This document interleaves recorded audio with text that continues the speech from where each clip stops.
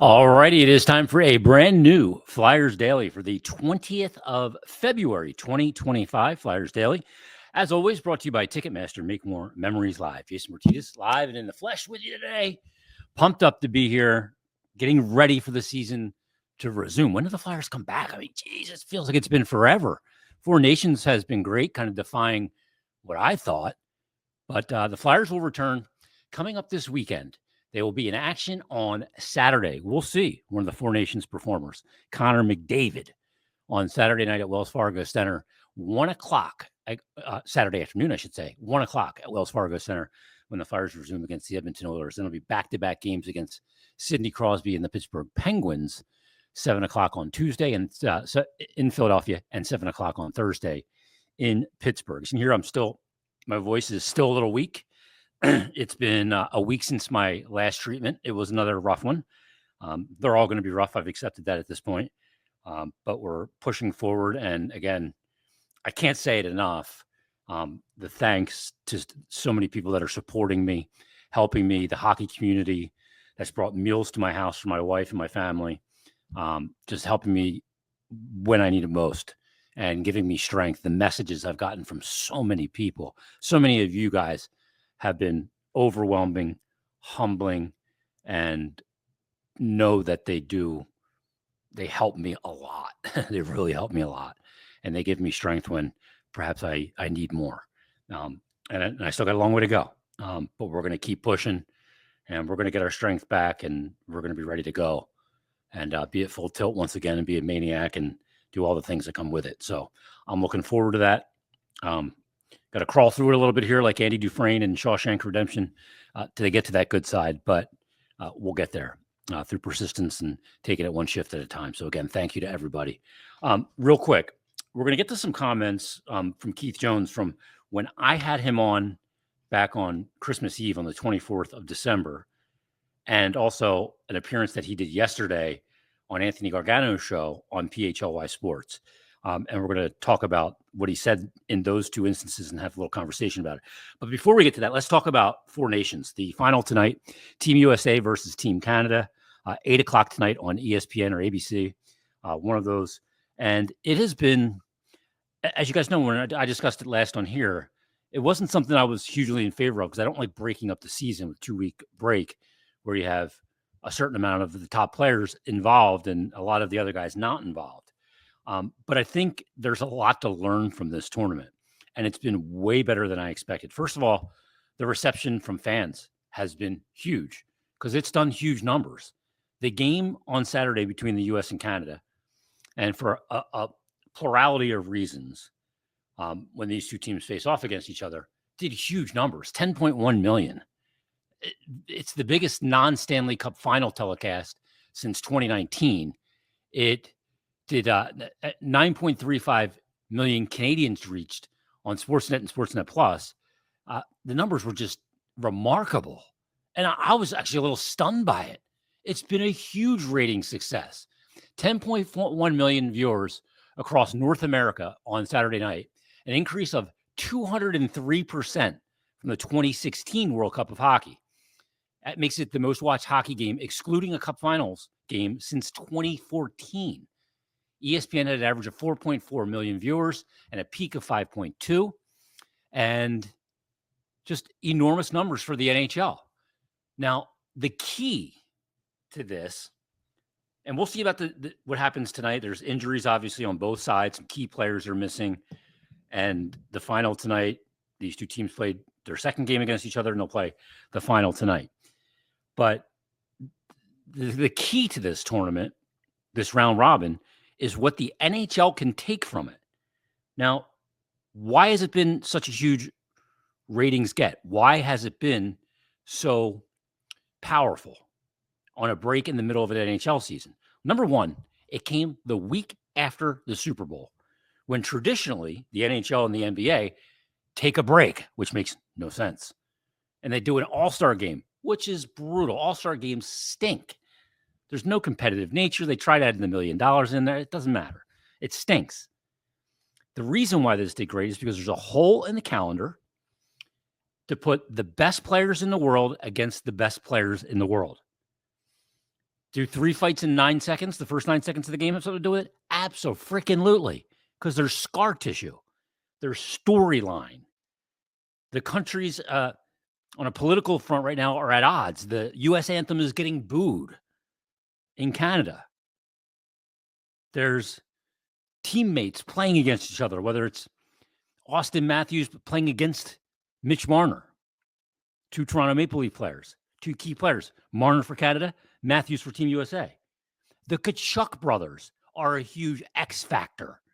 They're box office, not because they're as fast as Connor McDavid or as skilled as Austin Matthews, but because they play the game with a set of stones, and they play a throwback brand of hockey, mixed with the skill of the best players in the world, mixed with physicality. Some of the hits that Charlie McAvoy was laying on Connor McDavid. You don't see McDavid get hit like that. That's how the game is played. You can play the game with this tons of skill and still play with some physicality and retro nature to it. Those are the reasons why it's been great, because these players are playing hockey that they care a ton about. It's not about bragging rights. It's best on best. There should never be another all-star game in the NHL again, frankly, after this. Now, what are we learning about it? What can the NHL learn about it? Well, first of all, the NHL needs to learn that you need more storylines in the league and you need more villains. You need there to be some sports hate. You need there to be, I hate team Y. I hate player X. Sports hate, not real hate, but sports hate. That's good. We need more of that. How do you get it? Well, you play the teams in your division and your geographical rivals more to create more of that scar tissue. So frequency of opponents creates that. You still have the mix of the old-time hockey with the skill, and you got players with storyline and extra levels of motivation to pump up the games in middle of February or March or January or December. The other reason why it's been successful, and the NHL needs to learn this, and the players need to learn it too, and I think they are, they've actually said something when they get interviewed. The players have bought in and had things to say. Now, you may not agree with what they say all the time, but damn it, don't bitch about players not saying anything and then complain when they say something because you don't agree with it. Players have said something.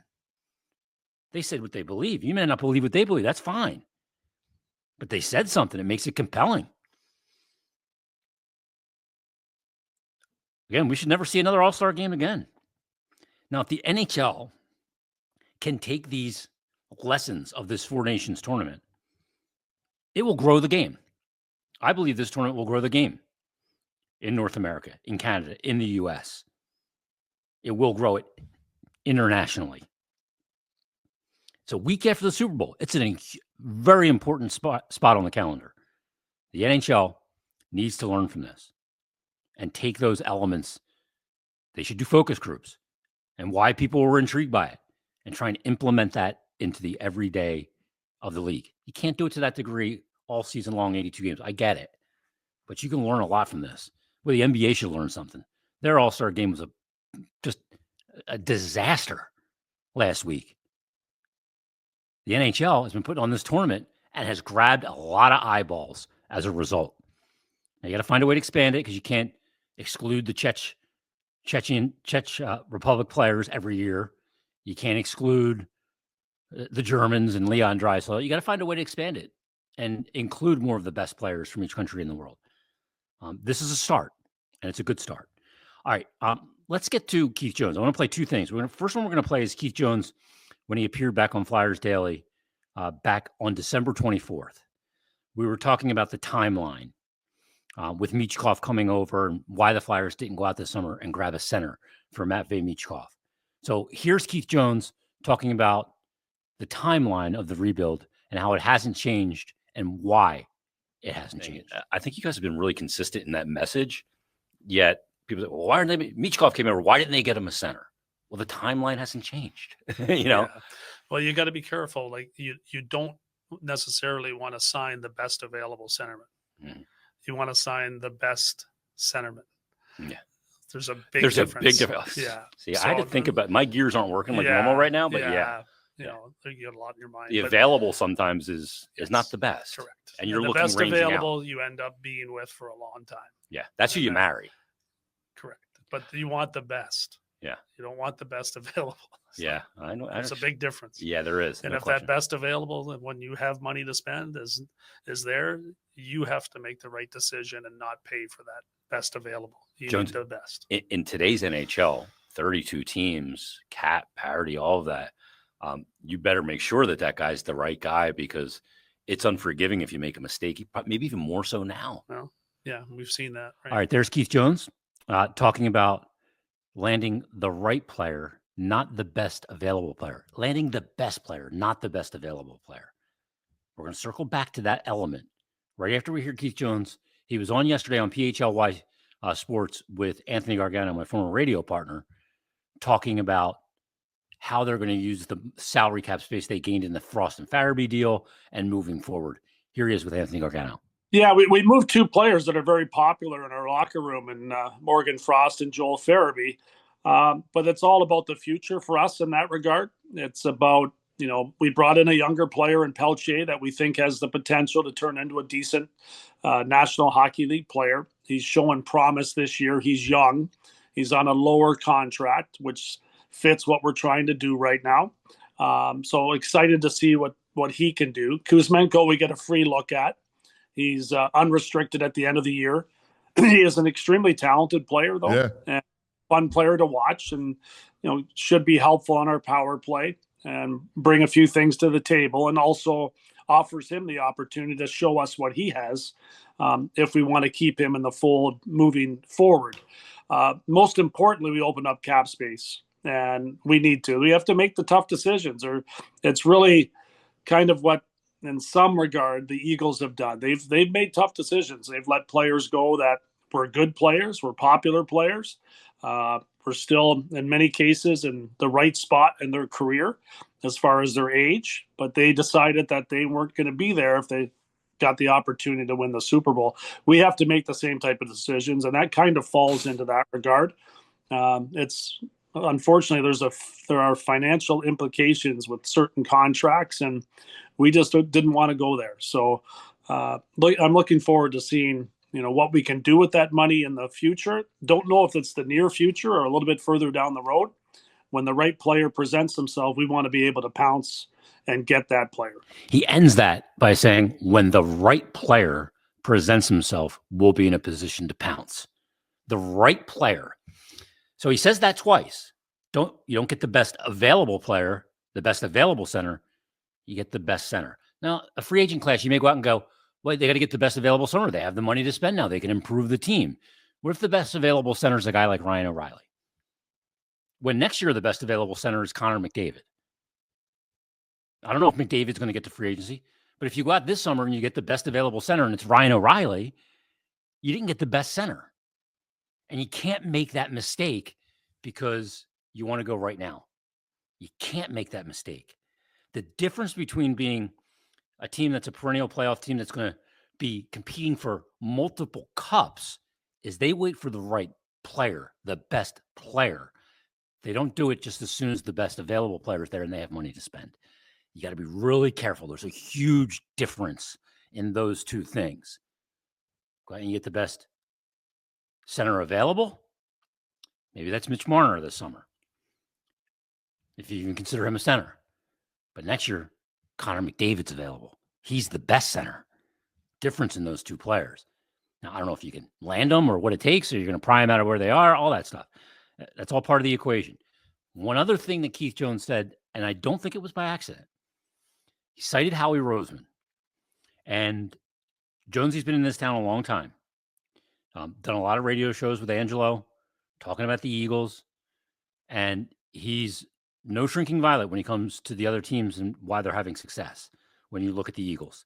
Howie Roseman is a GM, as Colin Coward referred to it last week, that uses all the levers to build a team at his disposal. Free agency, trade, draft, whatever it might be. He uses all of them. You look at his trades, what he did last offseason, Cooper DeJean, Quinyon Mitchell. He makes the deal to get Saquon Barkley. He drafts Jalen Hurts many years ago in the second round. He trades for A.J. Brown. He drafts Devontae Smith. He drafts Jordan Mailata in the 7th round. He uses all the levers to build a great team. And a hockey GM needs to do the same thing. Now, the leagues are different because there's no salary cap in the NFL, and you can cut players and move money around a little easier. It's different. But you need to do it by using all those levers, and you need to go big. You don't go best available. You go best. Myles Garrett's available for the Eagles this offseason. I suspect they'll be right in the mix. One of the best defensive players in the league. Why? Because that's what they do. They go out and they don't get the best available. They find a way to get the best. And that's why they've won 2 Super Bowls in the last 7 years. And I think Jonesy is fully aware of that. If you want to be successful, emulate teams in sports that have success. Use all the levers at your disposal and think bigger. With patience, but think bigger. Because the difference between a team that goes out and signs the best available when they can to the team that signs the best at that position is that team at the best of that position has multiple parades. The team that signs the best available, yeah, maybe they do. Maybe they can continue to build and maybe they do get a parade, but it's less likely. And I believe significantly less likely. So you got to tap into your owner, Brian Roberts and Comcast, like the Phillies tap into Middleton, like the Eagles tap into Lurie. You got to use every trick in the book to land the best. And if you can do that, you'll be in position to get the job done and have one of those insane parades that we saw last week going down Broad Street full of orange and black. All right, everybody. That's it for this episode. Bill will join us on Monday. We'll talk about the resumption of the schedule and much more. Plus, next week, I think we're going to have a bunch of interviews from the Flyers Carnival. I will not be going to the Carnival, unfortunately. With my immune system pretty compromised, I can't risk it because if I get sick, I got to pause my treatment. I don't want to do that and perhaps start over. So I'm going to be taping interviews from here in the home studio with players at the Carnival. So I'll have some of those for you next week as well. But in the meantime, everybody have a great weekend. We'll talk to you Monday on a brand new Mondays with Meltzer edition of Flyers Daily.